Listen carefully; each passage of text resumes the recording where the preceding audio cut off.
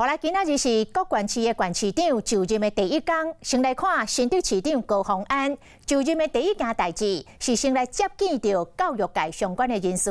高虹安对教育政策的落实已经有一寡想法。另外，嘉南市长谢国良天也未光，就到国道客运9026的站牌，陪着通勤的民众坐车到台北。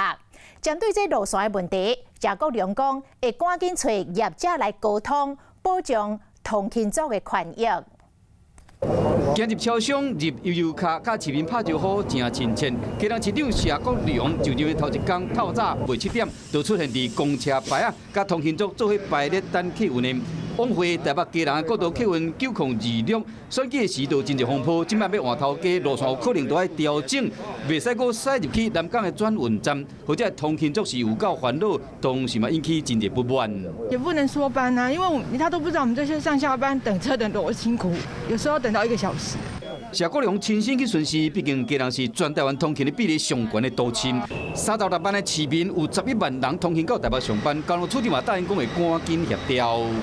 目前9026的部分已经积极在协调，大概这个星期应该会有比较确定的一个方案能公告了，不会中断来行驶，会确保市民好朋友的一个公车通勤的一个权利。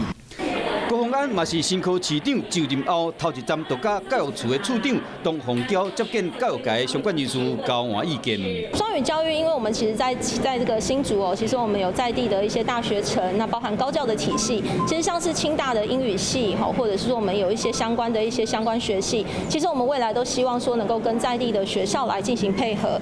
有关选前重要的证件，就是6岁前的囡仔由市府来饲，伊表示讲会赶紧拟定预算，和会当落实的项目随执行。